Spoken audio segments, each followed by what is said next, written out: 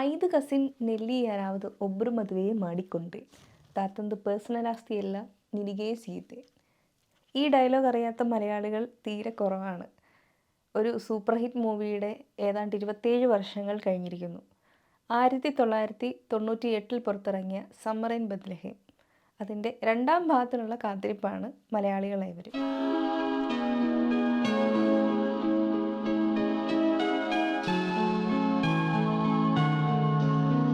ബത്ലഹേമിലെ ഡെന്നിസും രവിയും മോനായിയും ഒക്കെ നമ്മുടെ പ്രിയപ്പെട്ട കഥാപാത്രങ്ങളാണല്ലേ. അവിടേക്ക് എത്തിച്ചേരുന്ന ആ ഒരു കസിൻസ് 5 പേര്, അവരുടെ മുത്തശ്ശനും മുത്തശ്ശിയും പിന്നെ കുറേ കൊച്ചു കുട്ടികളും, നമ്മുടെയൊക്കെ ഒരു അവധിക്കാല എൻ്റർടൈനർ, അല്ലെങ്കിൽ എന്നും അവധിക്കാലമായിരിക്കാൻ നമ്മൾ ആഗ്രഹിക്കുന്ന രീതിയിലുള്ള ഒരു മൂവിയാണ് ഈ സമ്മർ ഇൻ ബത്ലഹേം എന്ന സിനിമ. അതിനകത്തെ ക്യാരക്ടേഴ്സ് എല്ലാം തന്നെ ഭയങ്കര ഡെഡിക്കേറ്റഡ് ആയിട്ടുള്ള ആളുകളായതുകൊണ്ട് തന്നെ സിബി മലയിൽ എന്ന സംവിധായകൻ്റെ കയ്യിലെ ഒരു കളിപ്പാവകളായിരുന്നു അവർ എന്ന് നമുക്ക് പറയേണ്ടി വരും. അത്രയും മനോഹരമായിട്ട് ആ ഒരു ക്യാരക്ടേഴ്സ് ഇനി മറ്റാർക്കും അവതരിപ്പിക്കാൻ കഴിയില്ല എന്നുള്ളതാണ്. മറ്റൊരു ഇൻട്രസ്റ്റിംഗ് ഫാക്റ്റ് എന്ന് പറയുന്നത്, അതിലെ മോനായി എന്ന കഥാപാത്രം പപ്പുച്ചേട്ടന് വച്ചിരുന്ന ഒരു ക്യാരക്ടറായിരുന്നു. അദ്ദേഹം ഊട്ടിയിലെ കാലാവസ്ഥ പിടിക്കാതെ വന്നപ്പോൾ ആ ഒരു റോളിൽ നിന്ന് മാറുകയും പിന്നീട് കലാഭവൻ മണിച്ചേട്ടൻ ആ ഒരു റോൾ ഏറ്റെടുക്കുകയുമായിരുന്നു. മോനായി എന്ന കഥാപാത്രത്തെ നമുക്കതിൽ മറക്കാൻ സാധിക്കാത്ത ഒന്നാണ്.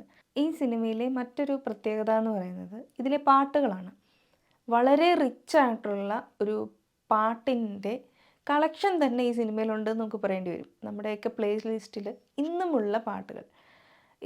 ഈ സിനിമയുടെ തുടക്കത്തിൽ രവിശങ്കറിനെ അന്വേഷിച്ച് വരുന്ന ആ പെൺകുട്ടി, അവളുടെ ആഗ്രഹങ്ങൾ എങ്ങനെയാണ് രവിയോടൊപ്പം ജീവിക്കേണ്ടത് എന്നൊക്കെ തുടങ്ങുന്ന ആ ഒരു പാട്ടുണ്ട്, എത്രയോ ജന്മമായി എന്ന് പറയുന്ന ഒരു പാട്ട്. ഈ പാട്ടൊക്കെ ഒരു 20s തൊട്ട് 30s വരെയുള്ള ആളുകളുടെ ലൈഫ് എങ്ങനെയാണ് എന്ന് കണക്ട് ചെയ്യുന്ന രീതിയിലുള്ള പാട്ടുകളാണ്.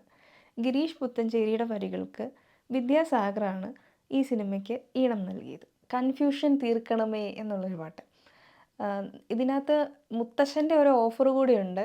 നീ ഇതിൽ 5 പേരിൽ ആരെ കല്യാണം കഴിക്കുന്നു, ആരെ കല്യാണം കഴിച്ചാലും തൻ്റെ സ്വത്തുക്കളെല്ലാം രവിക്ക് എഴുതി തരും എന്ന് പറയുന്നുണ്ട്. അപ്പോൾ രവിക്ക് അവിടെ കുറച്ച് പൈസയുടെ ആവശ്യമുണ്ട്, മുത്തശ്ശൻ്റെ കയ്യിലാണെങ്കിൽ പൂത്ത പണമുണ്ട് എന്ന് പറയുകയും ചെയ്യുന്നുണ്ട്.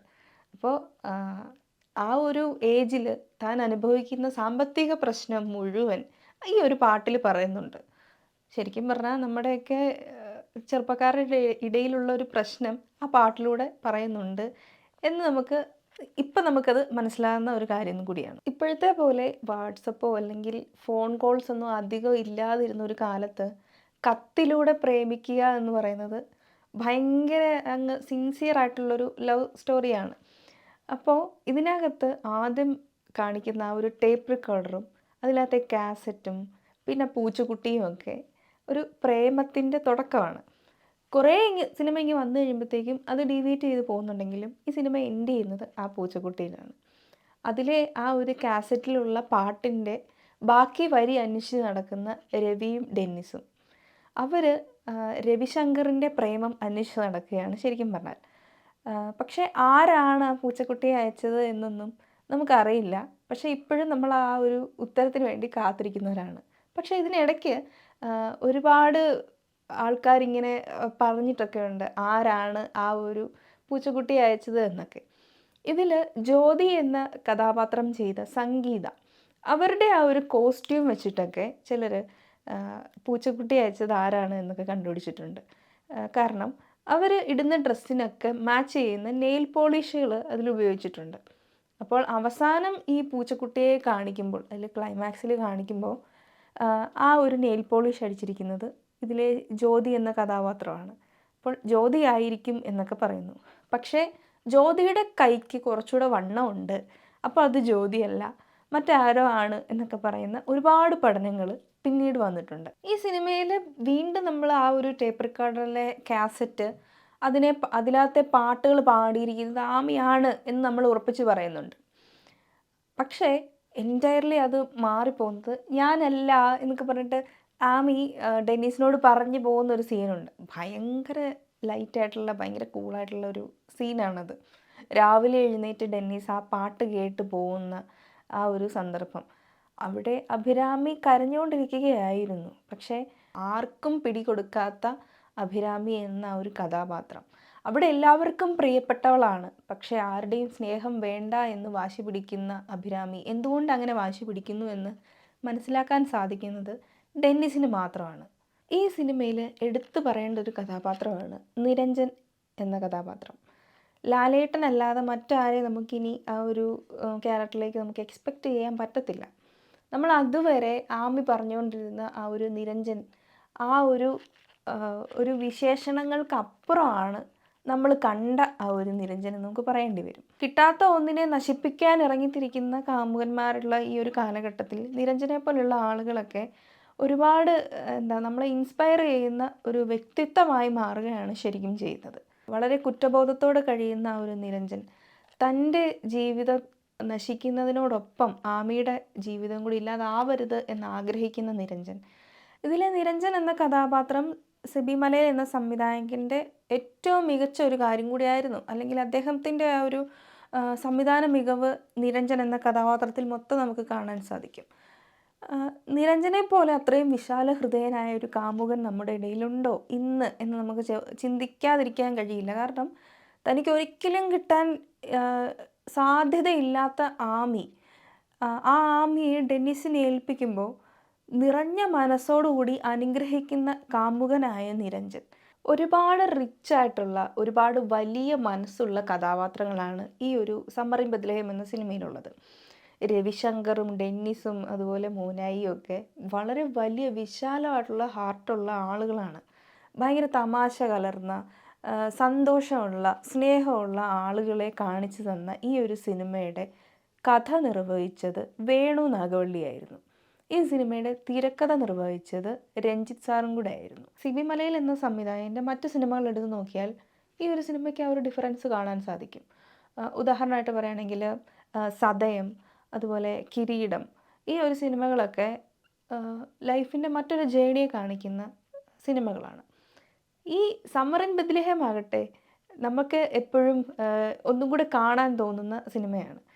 സതയം എന്ന സിനിമയൊക്കെ കണ്ടു കഴിയുമ്പോഴത്തേക്ക് നമുക്കുണ്ടാകുന്ന ഒരു ഭീകരതയുണ്ട്. അയ്യോ, അങ്ങനത്തെ ഒരു ഫീലുണ്ട്. ഈ സമ്മർ ഇൻ ബത്ലഹേമിന് അങ്ങനെയല്ല. ഒരു ഹോപ്പാണ് സമ്മർ ഇൻ ബത്ലഹേം നമുക്ക് തരുന്നത്. ഇതിനകത്ത് എടുത്തു പറയേണ്ട മറ്റൊരു സവിശേഷത രവി എന്ന കഥാപാത്രത്തിൻ്റെയാണ്. രവി കുറച്ചുകൂടെ ആദ്യമൊക്കെ ഭയങ്കര തമാശ കാണിക്കുന്ന ഒരാളാണെങ്കിലും പിന്നീട് വരുമ്പോൾ കുറച്ചുകൂടെ ഇമോഷണലായി മാറുന്ന ഒരാളാണ്.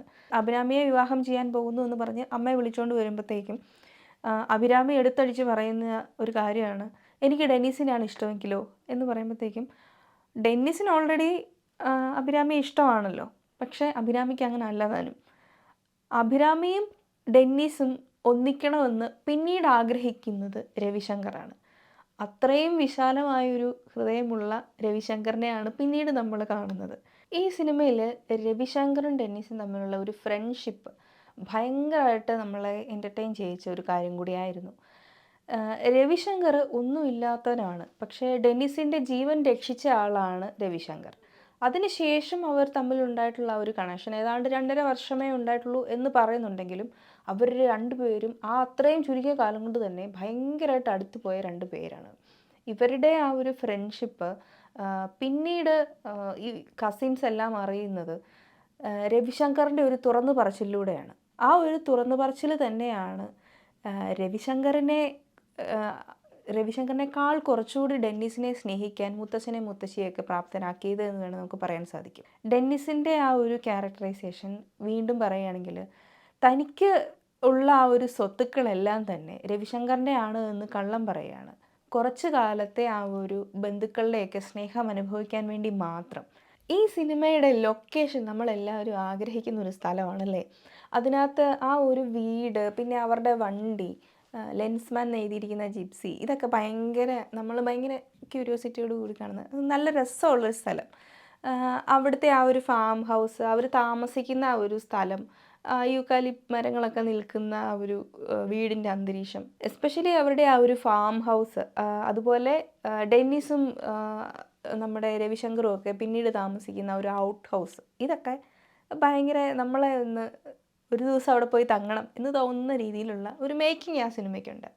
ഈ സിനിമയുടെ ആർട്ട് ഡയറക്ഷൻ ചെയ്തത് ബാബൻസ് ആയിരുന്നു. വീണ്ടും ഒരു സ്പെഷ്യാലിറ്റി എന്ന് പറയുന്നത് ഇവരൊക്കെ ധരിക്കുന്ന ഒരു കോസ്റ്റ്യൂമാണ്.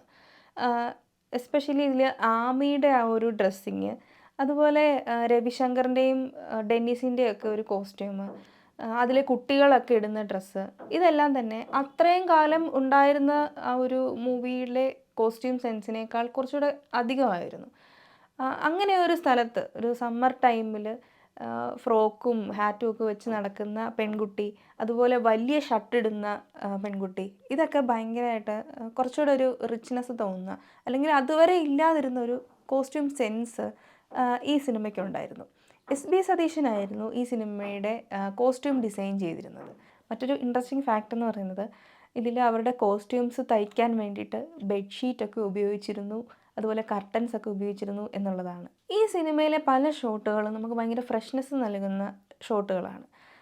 എസ്പെഷ്യലി ആമി ഒരു ക്യാബിനകത്തിരിക്കുന്ന, അതായത് ആ എത്രയോ ജന്മമായി എന്ന പാട്ടൊക്കെ മൂളിക്കൊണ്ടിരിക്കുന്ന ഒരു സീന്, അതുപോലെ കുന്നിമണിക്കൂട്ടിൽ എന്ന് പറയുന്ന ഒരു പാട്ടിലുള്ള ആ ഒരു സീനുകൾ, അതുപോലെ ഇവർ കുതിരപ്പുറത്ത് പോകുന്നത്, ഒരു രാത്രി കൂടി വിട വാങ്ങവേ എന്ന് പറയുന്ന പാട്ടിലെ ആ സീനുകൾ, ഇതെല്ലാം തന്നെ ഭയങ്കര കൂളായിട്ടുള്ള, ഭയങ്കര ഫ്രഷ്നെസ് നൽകുന്ന ഒരു സീനുകളാണ്. ഈ സിനിമയുടെ സിനിമാറ്റോഗ്രാഫി നിർവഹിച്ചത് സഞ്ജീവ് ശങ്കർ ആയിരുന്നു. ഈ സിനിമയുടെ എഡിറ്റിംഗ് നിർവഹിച്ചിരിക്കുന്നത് എൽ ഭൂമിനാഥനാണ്. ഒരു സീൻ ബൈ സീൻ ഗ്രിപ്പിങ് ഈ ഒരു സിനിമയ്ക്കുണ്ട്. അത് ആ ഒരു എഡിറ്റിംഗ് ടെക്നിക്സിൻ്റെ പ്രത്യേകതയാണെന്ന് നമുക്ക് പറയാൻ സാധിക്കും. സമ്മർ ഇൻ ബെത്ലഹേം എന്ന സിനിമ ഒരു വൈൻ പോലെയാണ്. അതിന് പഴകുന്തോറും വീര്യം കൂടിക്കൊണ്ടിരിക്കുകയാണ്. ഈ ഒരു 2025-ലും ആ സിനിമയെക്കുറിച്ച് സംസാരിക്കണമെങ്കിൽ അത് നൽകിയിരിക്കുന്ന ഒരു എനർജി മറ്റൊന്നാണ്. അടുത്ത ഒഴിവുകാലം പങ്കുവെക്കാൻ ബെത്ലഹേമിലേക്ക് വരുന്ന ആ പെൺകുട്ടിയെ കാത്തിരിക്കുന്നവരാണ് നമ്മൾ ഓരോരുത്തരും. മറ്റൊരു സിനിമയുടെ വിശേഷവുമായി വീണ്ടും കാണാം.